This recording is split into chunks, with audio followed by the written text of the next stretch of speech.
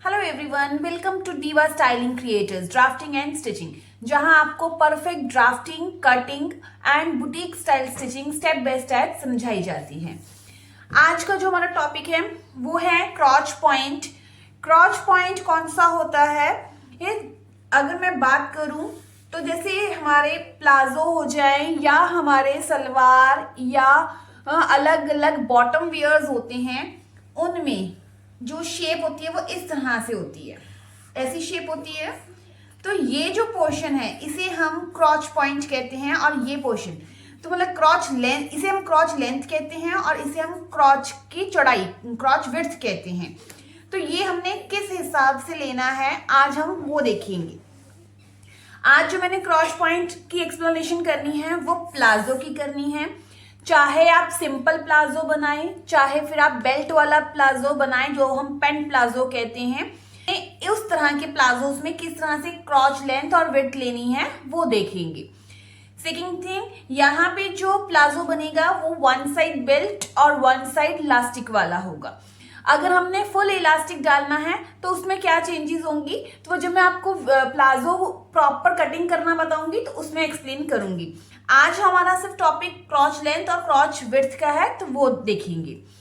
क्रॉच point अगर हमारा heavy size होता है तो हमें समझ नहीं आता है कि हमने किस तरह से लेना है, और उस टाइम पर हमारे जो प्लाजो की शेप है वो अच्छी नहीं आती है। तो आज आपके ये सारे डाउट्स इस वीडियो से क्लियर हो जाएंगे। आज हमने जो सीखना है वो प्लाजो का क्रॉच पॉइंट निकालना सीखना है। अब एक चीज ध्यान आपने रखनी है कि अगर हम सलवार बनाते हैं, सलवार कोई भी हो, चाहे वो अफगानी सलवार हो, चाहे वो ट्यूलिप सलवार हो, चाहे फिर वो फुल पटियाला सलवार हो या सिंपल प्लेन सलवार हो, उनके क्रॉच पॉइंट निकालने का जो फॉर्मूला होता है वो अलग होता है। प्लाजो अगर आप बना रहे हैं तो उसके क्रॉच पॉइंट निकालने का तरीका अलग होता है। पैंट्स जो होती हैं उनका क्रॉच पॉइंट निकालने का तरीका अलग होता है। हम सेम फॉर्मूला सभी पर अप्लाई नहीं कर सकते। उसका कारण क्या होता है? उसका कारण ये है कि अगर हमारा जो भी हमने बॉटम वेयर पहनना है वो अगर ज्यादा फ्लेयर वाला या फिर ज्यादा लूज है तो उसको हम अलग तरीके से उसका क्रॉच पॉइंट निकालते हैं, और उसका क्रॉच पॉइंट थोड़ा लेंथी होता है, लंबा होता है।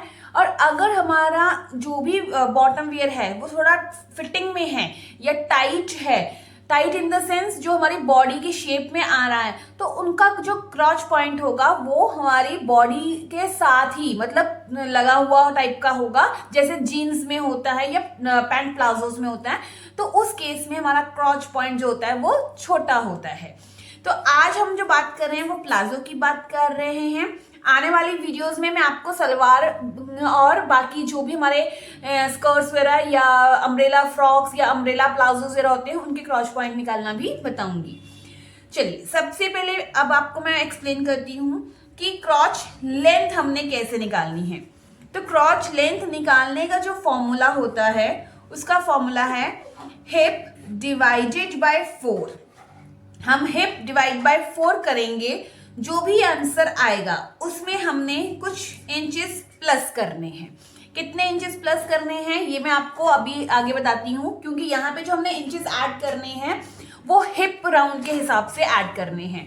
अब क्योंकि अगर हम एक रैंडम नंबर ही प्लस कर लें 2 इंचेस या 3 इंचेस, तो उसकी वजह से वो मेजरमेंट जो होता है किसी किसी हिप राउंड में लूज हो जाता है, लंबा हो जाता है, और किसी किसी केस में वो जो है वो छोटा या टाइट हो जाता है। तो अब हमने क्या करना है, ये जो फॉर्मूला अप्लाई करना है ये हिप राउंड के हिसाब से हम अप्लाई करेंगे। तो यहाँ पे जो हमने ऐड भी करना है वो हिप राउंड के हिसाब से हम ऐड करेंगे। इतना करने के बाद हम इसमें से बेल्ट माइनस करेंगे और प्लस 1 इंच करेंगे। ये जो फॉर्मूला है ये सभी के लिए सेम है, ठीक है।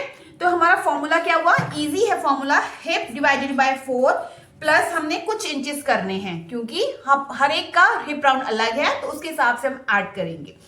उसमें से बेल्ट हमने माइनस करनी है, क्योंकि जब भी हम कोई भी प्लाजो बनाते हैं तो उसमें बेल्ट अलग से ऐड होती है, तो बेल्ट भी हम अलग माइनस करेंगे। हम डायरेक्टली 1 इंच या 1.5 इंच माइनस नहीं करेंगे।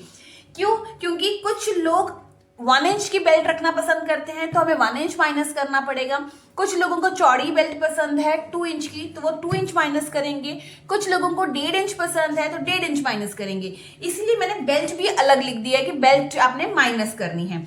अगर आपने मेरी पिछली वीडियोस देखी होंगी तो उसमें आपने देखा होगा कि मैं एक मेजरिंग टेप जो है थोड़ा सा ऊपर निकालती हूँ जब क्रॉच लेंथ लेती हूँ, और मैं आपको ये कहती हूँ कि बेल्ट जितनी आपने बनानी है उतना आपने मेजरिंग टेप बाहर रखना है, ठीक है। तो सेम चीज मैंने यहाँ पे लिखी है कि बेल्ट हमने उतनी माइनस करनी है। फिर जो भी हमारे पास मेजरमेंट आएगा उसमें हमने ये 1 इंच प्लस करना है स्टिचिंग मार्जिन, क्योंकि 1/2 इंच ऊपर स्टिच होगा और 1/2 इंच नीचे स्टिच होगा, तो वो हमने 1 इंच का हमने ऐड कर लिया है, ठीक है। तो ये फॉर्मूला सभी का सेम रहेगा। अब हम आते हैं कि कितने हिप वाले राउंड पर हमने कितने इंच प्लस करनी है। अच्छा, ये जो फॉर्मूला है ये हमारा फॉर्मूला क्रॉच लेंथ का है। लेंथ मीन्स अभी मैं आपको जो बता रही हूँ वो ये वाला पोर्शन निकालना बता रही हूँ, मैं ये पोर्शन नहीं बता रही हूँ। पहले आप ये सीखिए क्रॉच लेंथ हम कैसे निकालेंगे।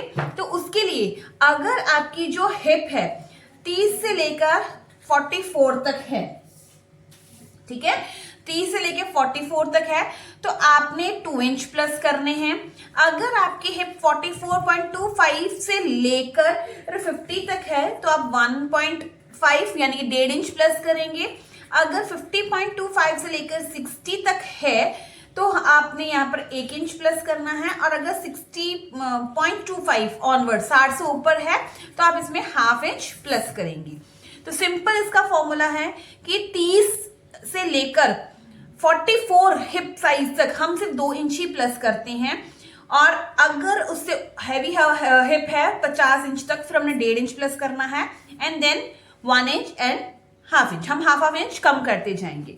मतलब अगर अब मैं आपको एग्जांपल के तौर पे समझाऊं तो अगर किसी की हिप मान लीजिए 38 है, अगर हिप राउंड 38 है तो हमने ये क्रॉच लेंथ कितनी लेनी है, हिप को डिवाइड करेंगे 4 से और प्लस कितना करेंगे 34 किस केस में आ रहा है, इस केस में आ रहा है 2 इंच मुझे प्लस करना है, माइनस में बेल्ट करूंगी और प्लस 1 इंच।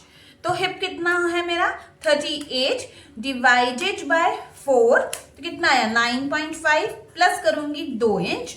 और बेल्ट जो मैंने बनानी है मान लीजिए 1.5 इंच की बेल्ट बनानी है तो 1.5 इंच मैंने माइनस किया प्लस 1 इंच।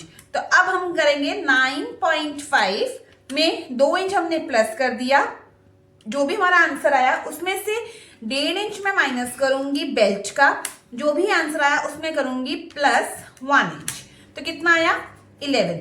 तो ये जो 11 इंच है ये मेरा आ जाएगा ना क्रॉच लेंथ, मतलब ये वाला हिस्सा जो है वो मैं कितना लूंगी, ये 11 इंच लूंगी।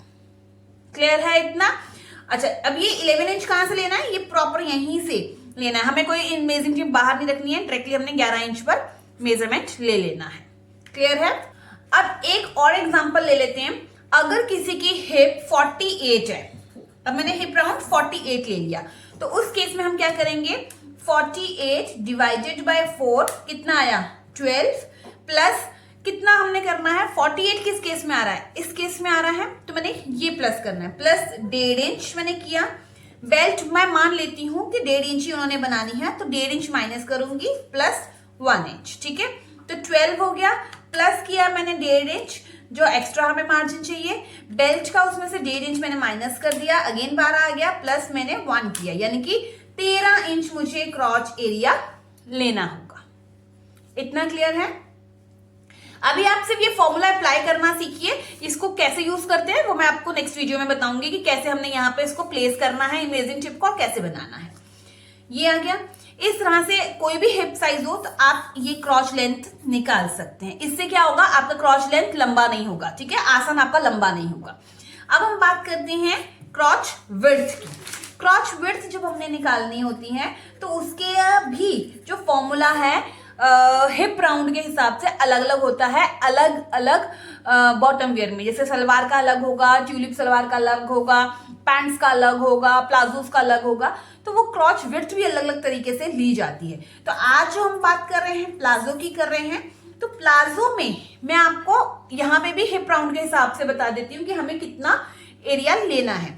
अब कई बार क्या होता है जब हेवी साइज हो जाता है तो हम इस तरह से, जैसे हमारा प्लाजो है सपोज, तो हम क्या करते हैं, यहाँ तक क्रॉच एरिया लेते हैं, बाकी हम यहाँ से म्यानी डाल देते हैं। ठीक है, तो अगर किसी को म्यानी डालना नहीं पसंद है, विदाउट म्यानी ही वो प्लाजो पहनना चाहता है, तो उस केस में हम क्या करेंगे, क्रॉच एरिया कैसे लेंगे और कितना लेंगे वो मैं अभी आपको बताती हूँ। तो मान लीजिए अगर आपकी जो हिप है, हिप राउंड प्रॉपर वो 20 से लेकर 29 तक है, ठीक है, तो आपने 2 इंच यहां से क्रॉच विड्थ लेनी है, 2 इंच। अगर आपकी हिप जो है 29 मतलब 29.25 ले लीजिए, यहाँ पे 29.25 से लेकर 39 तक है, तो आपने 3 इंच लेनी है। 39.25 से लेकर 49 तक है, तो आप 4 इंच लेंगे। और 49.25 से लेकर अगर प्लस जितनी भी है, तो हम 4.5, 4.75 या 5 इंच तक हम ले सकते हैं यही वाला एरिया। मतलब हम अगर म्यानी प्रेफर नहीं करते हैं तो उस केस में हम क्रॉच एरिया ये ले सकते हैं। अब कब हमने 4.5 लेना है, कब हमने 4.75 लेना है या 5 लेना है, वो जब हमारी हिप 49.25 से अबव है, तो तब हम इनको लेते हैं। अब ये कैसे लेंगे वो मैं आपको अगली वीडियो में बताऊंगी। आज आप ये फॉर्मूले नोट कर लीजिए ताकि आपको कहीं भी प्रॉब्लम ना आए कि आपको कितना एरिया लेना है। अगर आपकी हिप इतने में है तो आप डायरेक्टली 4 इंच आप ले लीजिए। अगर आपकी हिप इतने में है तो आप इतना ही ले लीजिए और इस तरह से आप लेकर मार्किंग कर सकते हैं। तो आई होप आपको क्रॉच विड्थ और क्रॉच लेंथ लेना आज अच्छे से समझ आ गया होगा। अब आपका जो क्रॉच विड्थ और क्रॉच लेंथ है वो बिल्कुल भी ना तो लंबा होगा, ना ही ज्यादा शॉर्ट होगा, और ना ही आपको यहां से जो प्लाजो है वो टाइट होगा। तो आई होप आपको आज की वीडियो पसंद आई होगी। वन थिंग मोर, ये जो मैंने वीडियो बनाई है ये सिर्फ और सिर्फ प्लाजो के लिए है। आप इसको पैंट्स बनाने में यूज नहीं कर सकते हैं।